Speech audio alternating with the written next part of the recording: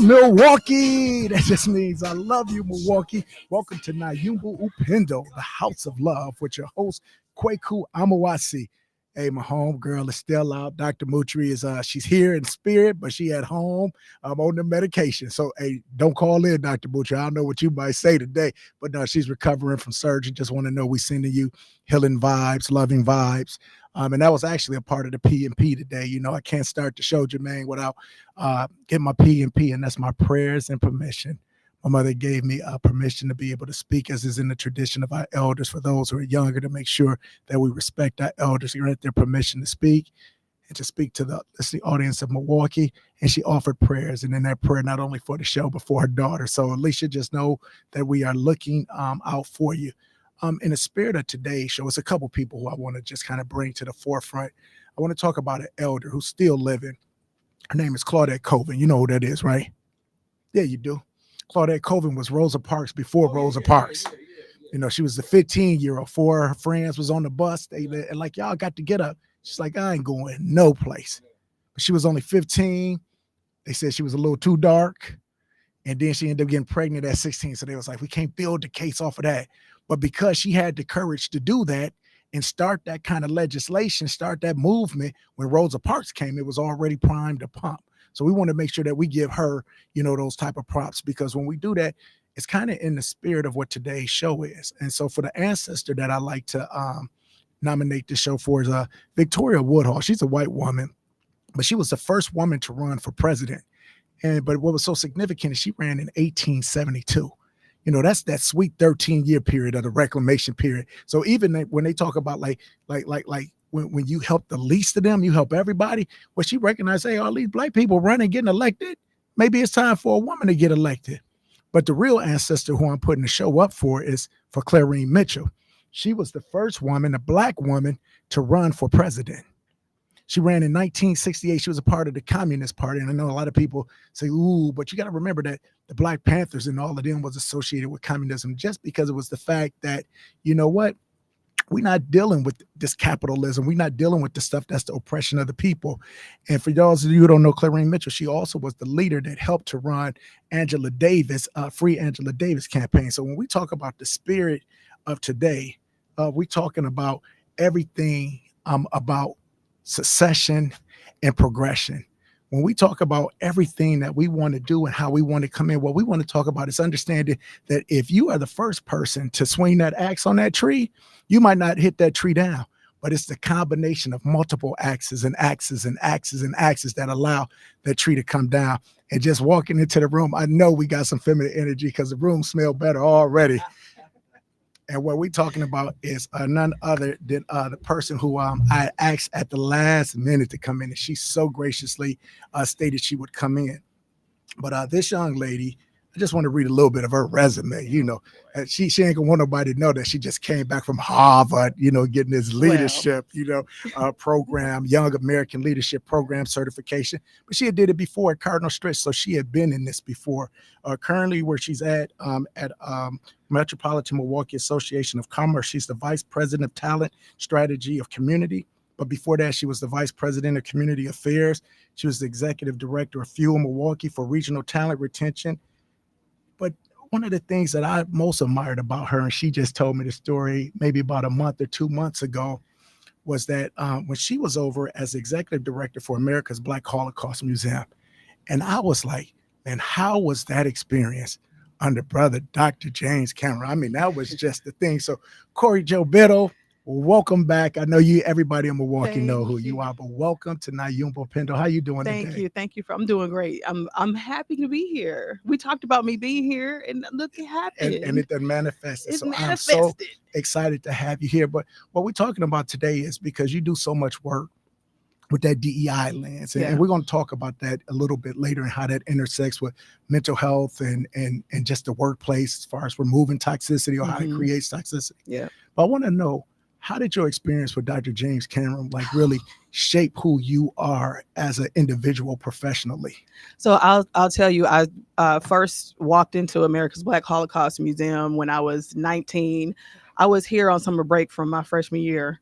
and somebody called me and said, "Come down here and lick some of these envelopes." And I really didn't know what I was walking into. I walked into the building. It's the same space that it's on in now, but it was the original. It was the original, which we was had the ship and everything in the middle. That's when I was there. When the slave ship, the Henrietta Speaks exhibit was there. Dr. Cameron had talked the city into selling him this old boxing ring for $1, and they had just renovated it when I walked in. And I used to watch him walk through that museum with people. He would take his time. Yes, he would. He was in his 80s. He was in his 70s when I first got there. He would be there every day. And if people said, "We heard about Dr. Cameron, we read about Dr. Cameron, can we see him?" And at first I'm like, "No, don't bother Dr. Cameron." And he would come up to the front and say, yeah, I'll spend some time with him. And some time would be an hour, sometimes maybe 2 hours. Those people would be crying and having epiphanies and, admitting their shortfalls. And I mean, he was just such a gentle, kind person, and he handled really difficult conversations with a lot of grace and love. So being around him, I know you had to hear a lot of stories. How did that help you as far as shaping? Like you said, people were kind of testifying, confessing, I got to do better. I can do better with this. How did it make you want to improve in the society, specifically as we talk about African Americans, where people say, maybe the society didn't always love my ancestors the way we love the country. What did he show you about being optimistic and to be able to keep hope alive in a sense? He used to talk about freedom loving people, and that could be a person of any color and race. And I think what he instilled in all of us who were staff or interns at the time is that sometimes people cannot see the ways that they are hurting others. Some people can see it and they know exactly what they're doing. That's one category, but there's a whole other category of people who just can't ignorant. See. They just don't know. In the truest sense of the word. They're truly just ignorant of their impact and society's impact on Black people, specifically people of color. They it's not their experience, and they have the privilege of not having to see it. And they don't have to walk into some of these experiences. They don't have to come to the museum. They don't have to take trainings. They don't have to listen to certain topics because it doesn't affect them. But he always was gracious and kind with people who did take that extra step, and he was patient. So he taught me how important it is to be patient and look at people as folk. Okay, I love that. Yeah. So I want to take you back a little bit further. So we talk about your relationship with him, but you said when you're 19, somebody told you come in and lick the snaps, the letters and whatnot. But you had to have been doing something before to let people know that this might be a good fit. Tell us a little bit about you growing up, what kind of helped you evolve into the role that you're in now. So I always tell people I grew up in Berryland projects. From Berryland to Burberry, okay, Berryland. But yeah, I'm a Milwaukeean, so I grew up in Berryland. We played on the north side. The Haven Woods State Forest was our playground, our backyard. And there was a real strong community of young people and a lot of older people that would look out for us and fuss at us for, riding our bikes in the streets. Community. It was real. Village. It was a village. And so I think I kind of grew up with that energy and spirit that we are here to help each other. My mother started to go to Christian Faith Fellowship Church, which a lot of listeners will probably know all about that church when I was 13 or 14. So then that added that to what my growing up experience was. And that was another level of community. So, giving back, being around people, helping, like this is what we're supposed to be doing with our time. We didn't have tablets and smartphones. We really had to be doing something. So I'm either making mud pies or running around, or I'm somewhere, making cookies to sell door to door, to donate to charity. That's the kind of stuff we grew up doing. So it was just always in my mindset. Was there a specific moment, because you say that, like the plate was set for you basically, but sometimes there's a moment where you be like, this is what I'm gonna do. Like, I know I'm gonna be a leader, I know I'm gonna be a helper, but this is the lane I'm gonna go in. Was there something that happened or experience that you had? Okay, so this is I haven't told this story often, but you just made me think of it. When I was my freshman year in high school, my mother was a single mother, and she really struggled, and she fought to keep us afloat. This year, my freshman year of high school, we got evicted. So I went to Custer my first year, and then I transferred to King. So we could have a whole nother conversation about those two experiences. But I was on my way to King. Yeah. We got evicted for the first time in my life. And we got evicted from Berryland. Yeah. And I had grown up in that neighborhood, and I was in shock. And I remember my mother was working third shift, and we had to move the next day. Yeah. and she was all worried because she had to go to work, and my brother wasn't there. He's a little bit older than me. And I decided, I had to be like 13, that I was going to pack the whole house. I was going to stay up all night and pack the whole house when my mother was at work. And I did it. Look at you. And when she got home from work, she was shocked. Her best friend came over to help, and they were like, who packed the house? And my mother was crying. And, I tell that story because I remember that was the moment when I realized we can do so much more than we think we can do. And I felt empowered that I could make choices that would make other people's lives easier. I used to pray over my mother that if her body ached and that if she was hurting, that God would transfer the pain to me. That's how dedicated I was to her. But that dedication taught me that we can live in service to other people and make a real difference, even if it's hard, even if it's challenging, even if it's something we've never done before. I learned that day I could do anything. And once I had that in my mind, it's like you couldn't shake it. You could not stop me from doing something I wanted to do. No, what I love about this story is like oftentimes when people are called, what they say, there's no testimony without a test, and being tried through that test, you start to learn things. When you were in school, was there any kind of leadership positions that you took that you just naturally gravitated to? Always. Such as? Every student government, pep squad. I'm one of these people that whenever I'm in a situation, if I see something that needs to be done, or if there is a leader, like if somebody is not wanting to say something or speak up or complain, you're gonna say something about it. I'm gonna say something. I'm gonna say something about it. Some of y'all would know Jasmine Johnson. We were growing up together. She was Jasmine Woodruff. She was one of my very best friends. We had the same energy. Our personalities are different, but you'll see the energy the same. We went to go to my ear. Now that you say that, because it's like if you see something that need to be done. So wait, what y'all doing? What's going on? And it's just an automatic reaction. Yeah. We were encouraged to be that way when we were little. Yeah. Nobody ever told us, like we were writing letters to the school board telling them before King Day was an official. I think it was an official holiday, but we didn't have the day off. Me and Jasmine, a bunch of other people wrote a bunch of letters to the school board. We got Golda Meir in trouble. They were like, "Now, do you know that you got these people thinking we not doing nothing with y'all on King Day? We need to be out of school." And we would do stuff like that, and they would encourage us anyway. It's like, now you're making us look bad, but they would be proud that But they allowed us to believe that our voices mattered. And they always encourage. I think our parents did, our school. We were just in a community of people that just wanted us to, speak up and have ownership of our vision of what we thought the world could be. And see, what I love about that, and we're going to kind of get into it, especially as we get into the depths of this conversation. A lot of people want to say something, but sometimes I don't want to say lack courage, but they don't have that final thing to pull the trigger to say it. They think it, they want to do it, but they can't. What would you give advice to the people who see something, want to do something, but are yet hesitant? I think if the way that we are trained in school in some organized communities is that you have to have permission or somehow be knighted into these leadership positions. And it's not true. What if no one ever knights you? What if no one knights anyone? Who decides who makes the decisions about who the leaders are? If nobody is stepping up, who gonna stop you from doing it? What's the worst that could happen? So I think you have to start with little things and it will build your courage over time and break this idea that you have to seek permission for leadership. You don't. No, I think that goes into what we were talking about earlier, Jermaine, with Claudette Colvin. We were talking about this 15-year-old. She's with her 4 friends on the bus. The other 3 get up. She's like, I ain't getting up, to the point where they have to arrest her. Her parents had to come, and her dad was like, you see what you done did? He stays up all night with the shotgun thinking the KKK is going to come. But then just 9 months later, that's when Rosa Parks stays on that bus and does that. So it also gives other people permission when you do what you do. No, I love this.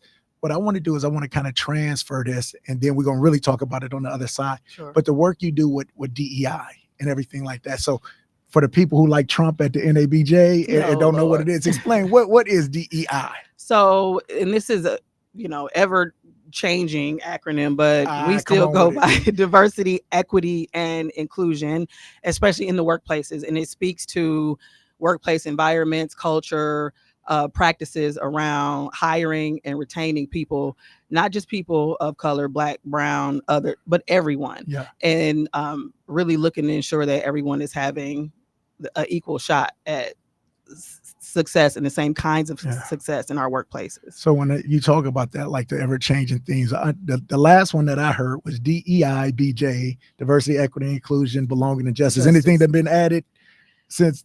No, justice was the latest one that I've heard. I don't know. We kind of go back and forth about what those mean and which ones you need and which ones you don't.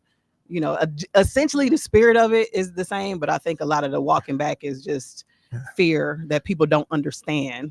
So I think that's one of the things I want to do, because most of the time I think when people hear DEI, the first thing they think is race, and it's a racial divide, or they think about maybe gender, maybe sexual orientation. But when you talk about diversity specifically in the workplace or even school, because that's work for young people, that can encompass so many other things. When you talk about that level of diversity, can you give us some other examples that the people might understand? Like when we're talking about diversity, equity, and inclusion, it's not just race. No, it's not. So, I mean, diversity is literally the numbers of different kinds of people and different kinds of experiences that are brought into any one space. So that can be gender, sexual orientation, race, ethnicity, neurodivergence, all kinds of people. You're looking around the world and you see all these different kinds of people, and then you walk into an organization or a workplace and only see one or two kinds of people. And the question has to be, how come this doesn't look like it looks outside? Why are certain people being funneled into this experience, but there's so many more of them in the world? Why aren't we tapping into them? That's what diversity is about, looking at the actual numbers of people. When you look at inclusion and equity, that speaks more to the amount of voice people have in cultures and how much we're going to listen to them once they're invited. But the diversity piece really truly is about who are we inviting and who are we leaving out. Yeah.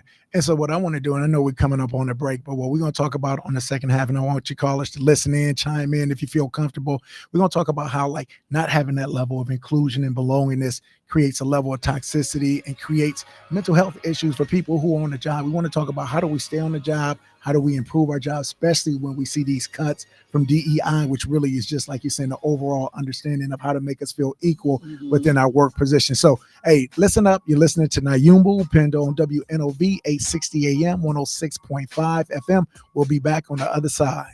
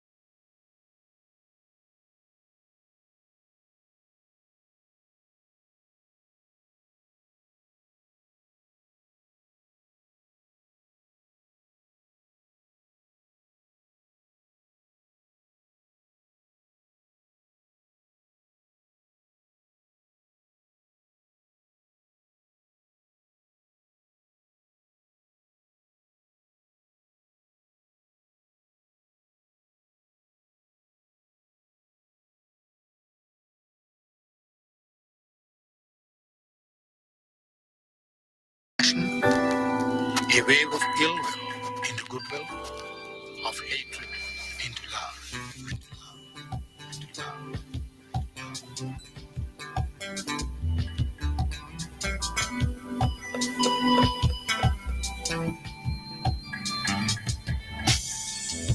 It's now December. Welcome back to the Nyumba Upendo Show. I'm sitting here with Corey Joe Biddle, Vice President. Look at this. I was so happy when you got that elevation and whatnot like that. Just a testament to the hard work that you do. And this is hard work. You know, a lot of times people see a person get promoted, but say it's a reason why you did that. That means you were doing the work. So when we talk about like DEI, and this is what I want to do. I want the callers to listen up. We're at 444-5250 and 444-5253. Feel free to call in at any time. We're going to talk about workplace toxicity and how that, affects our mental health, because the whole purpose of this show is to illuminate the problem, but then be able to create some solutions. Say, what can we do? We're not just going to highlight an issue, but we can't be ignorant and say that there aren't real issues. Then we want to say, well, what can we do? So what I want to ask you is this, like when you see all of the things that's going on in the news, and this really started under the first Trump administration where he did the executive order to move away DEI. What was your initial thoughts, and what was the initial thoughts of the whole DEI sector?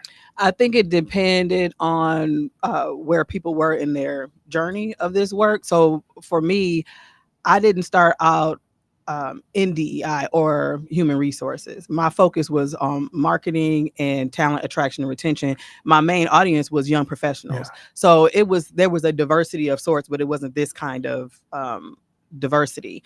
People like me that end up in this work because your work is adjacent to it or you're passionate about it, I would see a lot of psychological, like there was despair and stress and frustration, especially if you're early in your career, because it would be our first time seeing this kind of pushback against something that seems like, how can there be something called anti-diversity, equity, and inclusion? How can you be anti any of that? It just seems so ridiculous. So when I started to feel a lot of frustration around it, I would talk to the more seasoned people that work in this space, and they said, stay the course. We've seen this, it ebbs and flows. There are cycles of this. We make gains and then there are pushback, but this has been the journey of this work.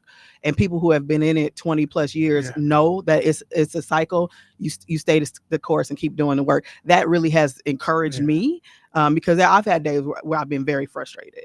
I think of that because when you say, how can you be anti-diversity, you're talking about like diversity is so many different things. Like that could be visual issues. It could be a person who has we talk about people who suffer from ableism or disableism and whatnot.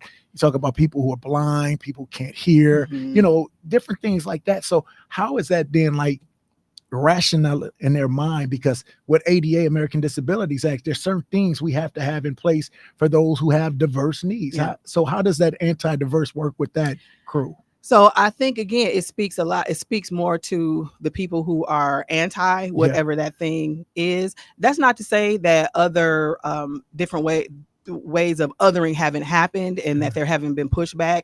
Yes, there's businesses that would push back on having to have ramps or certain accommodations for people. Push back on ramps. Not as much today, but initially because of the cost. No matter what it is, people will find a way to be upset by whatever the inconvenience is to make their services accessible to another person. I think there's a different layer when you talk about DEI related to race, ethnicity, and sometimes gender. Also, what we don't talk a lot about in the Black community is how people's sexual orientation and how that shows up in DEI initiatives and what that pushback looks like. I think it's important for us to remember that the way DEI is communicated sometimes is very short. And it's like politics, when you understand something political and you go into a room full of people and you start talking about it in shorthand, or you talk about it as though everyone knows that you're talking about what you're talking about, and people pretend because they don't want to look stupid and say, well, what? They're the one who don't know. And the half the room don't know what you're talking about. But it's the same kind of thing when people have expertise in diversity, equity, inclusion, anything like this, because it signals some kind of morality that and that you understand. I think this is where we have to check ourselves in the work, is because we assume that other people know, or don't take the time to make sure other people know what we're talking about. And if they express that they don't know, there's this a little bit of arrogance or I can't believe you don't know that, or I can't believe you don't understand that. And I've seen that happen and not be called out. And I think it does create a weird energy around diversity, equity, inclusion when it relates to race and racism. Because we already have a complicated. So in Milwaukee, you're doing recruitment and retention. Yeah. So tell me about some of the issues that you had, because these people will come in and say, hey, I ain't never had to deal with this, especially if they're not from Milwaukee. 100%. What are some of the issues that you saw kind of that was just like, man, this is not, unfortunately, this is just like kind of status quo. And it's so funny because when you're from, like, we all know Milwaukee is really segregated. And I think when you're from here, you build up a muscle to tolerate it. I was talking to this guy, he's from Texas, engineer with a master's degree. He came from Nigeria. He came from Nigeria to Texas, got his master's, worked down there, did fine. He moved up here to work at a company. And he said to me, the first time I ever knew what it felt like to be quote unquote black was when I walked into that building. He said, I've never been anywhere where I had people looking at me, questioning whether or not I belong somewhere. Just this weird energy. This is literal competence because of the complexion of his skin. Because he is tall, and because he is dark skinned, and because he was on the floor where the engineers were. Yeah. What you doing here? Yeah. Let me see your badge. Your ID. And he's like, you're not asking nobody else for their badge. And I think it's an interesting perspective because he came from a place where everybody was black. Yeah. And that is an experience that most Black Americans don't have and don't know. Yeah. So to him, it was shocking. And I'm trying to explain to him, you got to understand when you're raised in this kind of environment. Now you got enough moxie to be outraged. You're just arrogant enough to say, wait a minute. But if you're raised in an environment where that's normal to you, you will develop some kind of, and be like, you just show, because this is how it is. That's how, hey, it is what it is. You might be irritated, but you show the badge and it chips away a little bit at you every time things like that happen. And so, like, you talk about the chips, I look at like the microaggressions that everybody goes through on such a regular basis. And so that was the need for like companies to build affinity groups or ERGs, employee resource groups. Do you still see those as being as effective today as they were when they first were created? I think it depends on the leadership. Okay. So I think when people look at DEI, I think you have, inside of companies, leaders that really get this work and where the initiatives like affinity groups and like that are effective is because the leader understands the work and they understand that what they are responding to as an employer is the reality of an outside world. And in this outside world, there's all kinds of talent. And if you want to be successful, you want the diversity of all of that talent and all of the experiences that come with those people that have that talent. So that means if you're going to have people of color, people of a different gender, sexual orientation, they're going to have different experiences and different wounds, and they're going to be facing different discrimination inside of the company.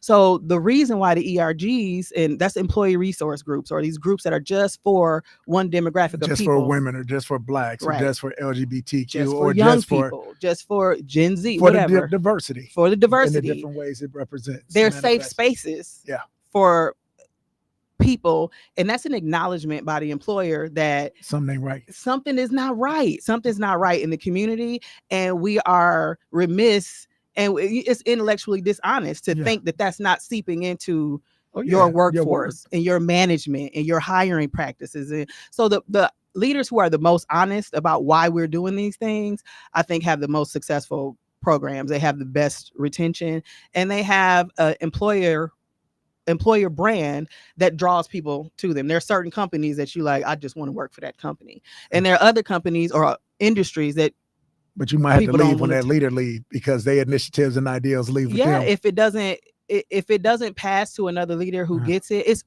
every time that I've seen this work fail or succeed, it is because of that top person every time. So think about what's going on right now in our city with Harley Davidson. They brought in a new person from Germany, but his whole thing was he was over at Puma for a while, great CEO. Mm-hmm. He said, I'm going to increase these profits. One of the things what we need to do is we need to bring in the diversity, equity, inclusion. We need to be able to bring in something to help people understand how can we do this. And it looked like the profits were going up actually. Mm-hmm. But then a lot of the constituents within the Harley Davidson was outraged. Mm-hmm. And then that forced a move internally. What's your thoughts on that? I mean, I think you have to business is about capitalism.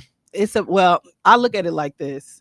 That business has to make choices about who they care to employ and who they care to sell to. And, sometimes it's going to be people of diverse or demographics, and sometimes it's not. You win, sometimes you lose. Sometimes you win, sometimes you lose. Situations like that, I'm not going to fight with you about that. That is going to show itself over time. If whatever strategy they chose, we're going to see in 10 years, 20 years, 15 years, what that looks like for that particular company. I think there are many, many other companies who have made declarations that sell to diverse customer bases, that need diverse talent bases. They can't make those kinds of decisions if they're going to continue to be successful. If that is their strategy. So now, if you want to or become extinct. That's right. And and you know what, at the end of the day, that is what is going to happen. And that's one of the things that keeps me from stressing out over this work, because the numbers are what they are and the population is changing in the ways that it is. So you can stay stuck in your old ways and see where it gets you. See where it gets you. Some of these things are going to be forced because folks aren't going to have a choice. So I'll say so at MMAC, when we started our Regional Choice Initiative, and this is a workplace initiative to increase the numbers of Black and brown people who are either hired into our companies or promoted to the management level. We had goals. We got 130 companies that signed this pledge to say, yep, we're going to grow the number of people who are Black and brown, who identify as Black and brown, that we have as managers.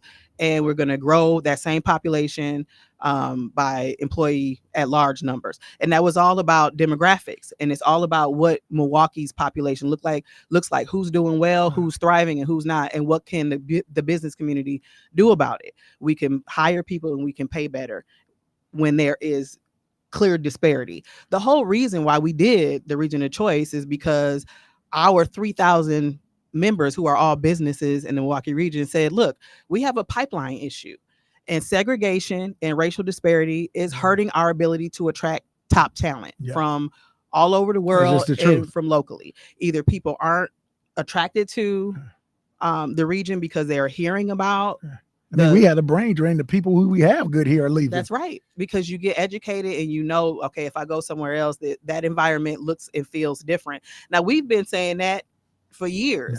Companies are starting to see it because they are trying to hire the best people. And many of them know that the more diverse your team is, the better products you produce, the better, troubleshooting you can do.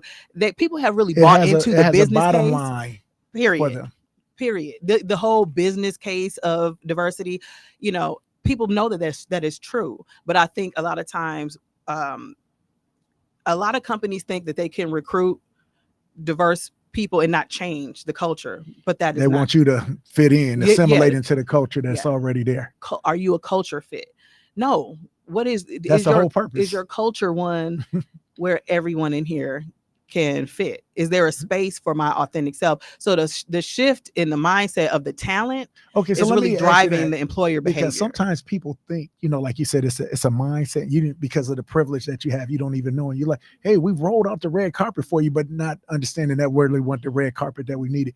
When you have people who are like, hey, we're going to be this place that's inclusive, we want you, but then people come in and they be their authentic self and then they can't handle it.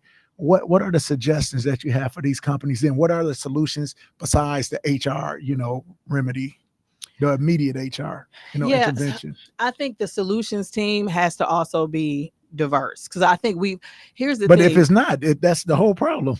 Well, I mean, you see when the leadership is not diverse and people start wanting to go down that path, like once the strategy becomes, we are going to become more inclusive, and why? Okay, let's look at our data. why aren't we more inclusive? When they start looking at the numbers and making changes based on that data, you can't really make solutions without people at the table who understand the reasons why people are feeling excluded. Let me ask you this, because it seems like where you at, they get it, or at least get it better than most people, especially in a city like Milwaukee. Mm-hmm. What was it that allowed them for it? I know you say it starts with leadership, but even leadership can be ignorant and they need to be taught and open. What do you think sets you apart, your company apart? When we started the initiative, this was in 2018, and so this is prior to COVID, prior to George Floyd. So that says a lot, right? Yes. Around this time, Tim Sheehy, who was the former president of the chamber, now it's Dale Koyenga. Before Dale came, it was Tim. So in 2018, Tim was invited to be a part of the strategic actioning session for the African American Leadership Alliance of Milwaukee, or what would become ALAM. They were in a give love to Dr. Mitchell. When you said that, power, it just made me, yes. Yeah. I mean, she was the main one that she was like, Tim's got to be there, and there were other really that. So that means community people have to reach out, because sometimes we're afraid to talk to them, like they ain't gonna talk to us, or they don't want to talk to. Like you said, the leadership role. Somebody got to reach out, and say, no, you're gonna listen to us, and we're gonna give you a place at our table so you can understand 100%. And open your eyes. The other thing too is that we have to have relationship, because Dr. Mitchell, was friendly enough with Tim to know that this is something that he would do, and he cared enough about her to take time out of his schedule to be a part of it. It was 2 days. You had to wipe your calendar for 2 days. People like Corey Nettles were there, Greg Wesley was there. So there were a lot of Black leaders, but they invited key allies and potential allies that needed to be in the space. The thing that was so smart about that is that strategic actioning session allowed people to talk about their experiences in Milwaukee as leaders. These are top leaders. These are people who are on the MMAC board. And Tim shared with me that hearing some of their experiences really opened his eyes, because that's that ignorance being removed. Yeah, it's not, because he's like, it's not my experience. He's like, I never have to worry about. I remember one time we were having a unconscious bias training at MMAC at our workplace, and I had said that I remember walking into a Walgreens in the hood, and the ones in the hood got the mirrors at the top, the little security mirror. They just took this one down over here on 27. But that's it. I might have been over here, but I was walking down the aisle, and I caught my reflection in the mirror, and I was walking so strange, and I thought to myself, why am I walking like that? And it dawned on me that I was walking with my body really open so that they wouldn't think I was stealing. But I was doing it subconsciously. If I hadn't seen the mirror, I wouldn't even know. I had probably been doing that for years. And I explained to them, I'm constantly worried about people thinking I'm trying to steal, or I'm trying to be sneaky, or the Black person. That comes from the talk that we get. This is how we have when you're a kid. Don't zip up your purse. I was told to do those things, or I watched other people do, and I do that to this day. So I said that in the training, and I remember there were white folk in the room, including Tim, kind of looking at me with this strange look, and I started to kind of get attitude, like, what you looking at? And they voiced what they were thinking, and it was like, I've never ever thought that somebody would think I was stealing. It just never occurred. It was a genuine shock. Like, you walk around with that kind of stress. Yeah, you don't get the benefit of the doubt. You get the doubt of the benefit. And it just never occurs to people that don't have that experience, that this is an ever presence for a population of people. And it's so ever present that we don't even realize that we're carrying that stress and that we're responding to it. So I think the relationship and the communication is what, once Tim started to open up and hear other people's experiences, people that he had worked side by side with, I think it made him a little more sensitive to, and now he started to be more inquisitive. What is really happening in workplaces, and what can we really do to support our employers, our members, and the talent that is already working and potentially interested in coming to Milwaukee? What can we really do to address this? That's really where Regional Choice came from. It's a combination of numbers and conversations and compassion and leadership. I mean, all of those things have to come together for something like this to work. So, I think about this is a man named William Cross, and he talks about like these racial identity models, but specifically for Black people, called nigrescence. And he said we all start off in like this kind of naive state. It's a pre-encounter where you just kind of live life and it's there, but then you have an encounter, and everything that they said in the talk, all of those things come where you like, man, this wasn't just talk. It's not just me. Like the naivete is kind of like wiped off, and then you're kind of like shaded, and now that whole thing comes. So when that happens as an adult, it becomes even more difficult because you have a couple of things you can do, especially like I think about the heavy thing that you wear as a woman, because now as a man, we can do some things and we can let out some aggression and it's there. But if you are a strong Black woman, I think about like the people who we talked about today and how that comes to Kamala Harris, how I've seen how she softened her stance versus Hillary to be more acceptable and amenable. So even at the highest level of the office, and somebody just opened my eyes to that, because I was thinking like, wow, I know her thing is joy. I was like, I was like, is she presidential enough? Is she's this? Even me seeing this Black and brown woman, but I'm having these things. So even this inherent bias we have, can you talk about how maybe even some of the things we do are kind of self-defeatist because we shoot ourselves in the foot by some of these past encounters that we can't get over? Yeah, I think that's the effect of microaggressions over time, and you start to internalize that feeling of being othered. You learn how to make yourself smaller or suppress yourself.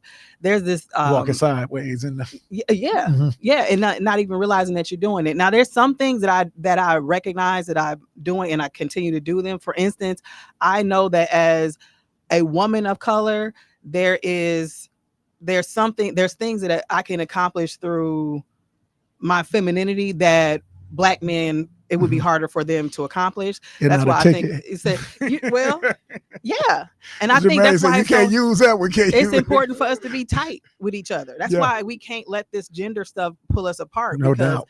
I have to understand we share a struggle, but it's a different point of view for you than it is for me, and I'm here to support you and help you navigate or say and do things that you can't say and do, so you don't have to take the heat, and then vice versa. So in that respect, there is a way that I have learned to stay soft or soften my position, because it is to our benefit for me to be in that role.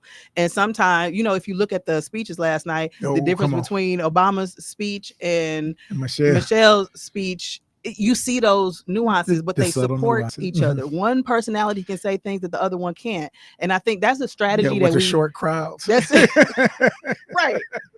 Now he can get away with that.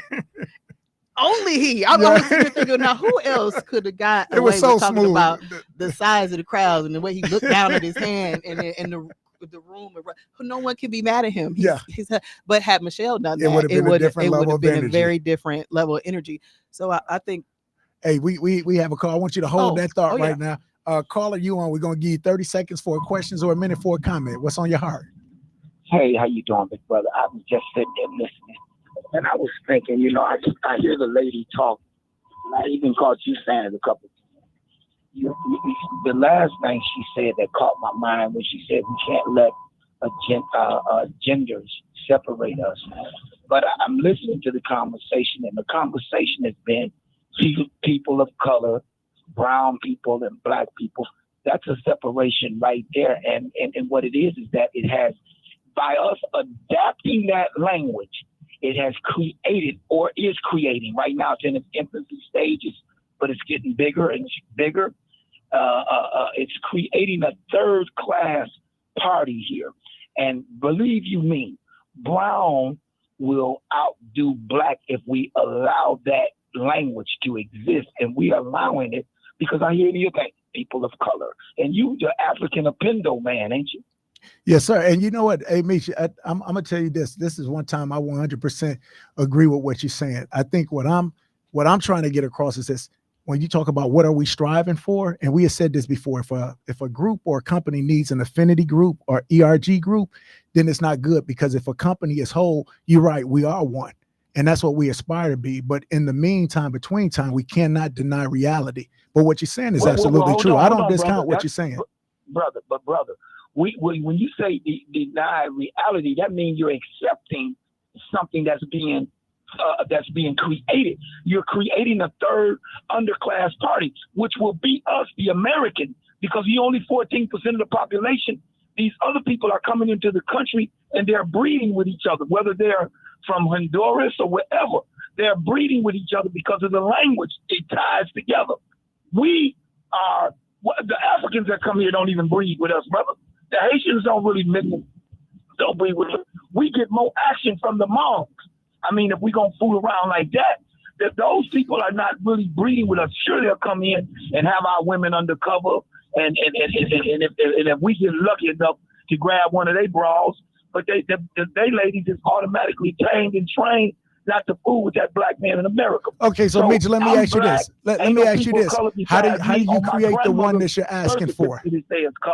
Just giving these people Meech, I'm asking you a question. Third party, pull them down for a second. Which is gonna Meech, I hear you, brother. And we got to remember, we are this only an hour show. So I'm asking you, I want to give you your respect, because I think you got something great to say.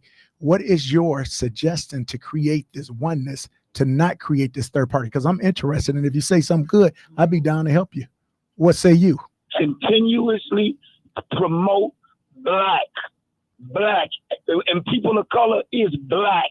I ain't no people of color coming from no other country that don't got no blood and sweat and equity and death equity in this country. We are black. We set the trend for the whole round world. We pull our pants down, the whole round world pull their pants down. We start speaking in this old rap form, and the whole round world is speaking in some kind of rap music. Hey, Meech, I appreciate this call. Some of the basic things I appreciate your call, bro. Even our clothing, our attire. Hey, you got some points there with trendsetters, and we're gonna pick back up with that with you right now. For the sake of time, though, we're gonna let this go. Corey, I want to give you a chance to kind of respond to some things. I don't disagree with anything that he said. My work is not just for Black people.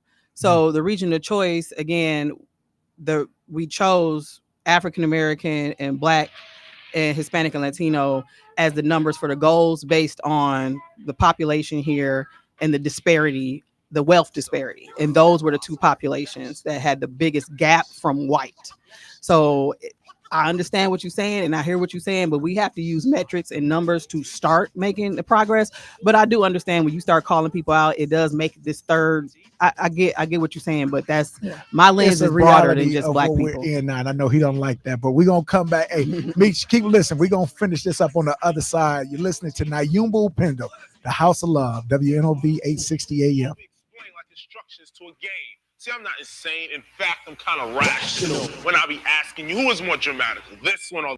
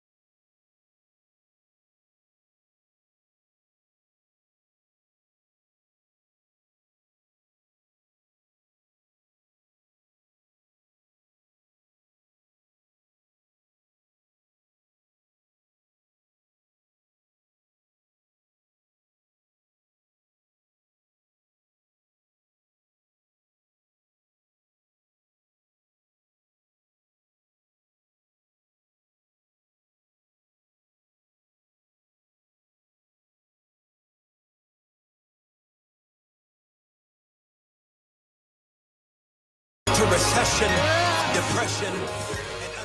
Upendo, Milwaukee. Welcome back to Nyumba Upendo.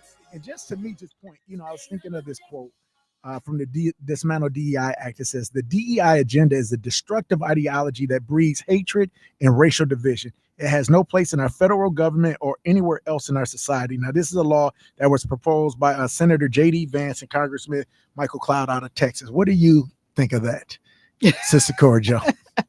I think that there are attacks on this work, and some of the reasons behind those attacks are very transparent when you look at who's leading the attacks.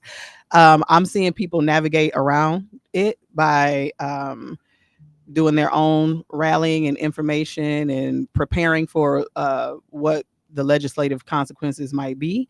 And what I'm seeing a lot in the university systems, that there are ways to make sure that entrance and application, hiring, advancement is inclusive and equitable in a legal way, in a way that is fair. If you really want to do this work, you will do it regardless.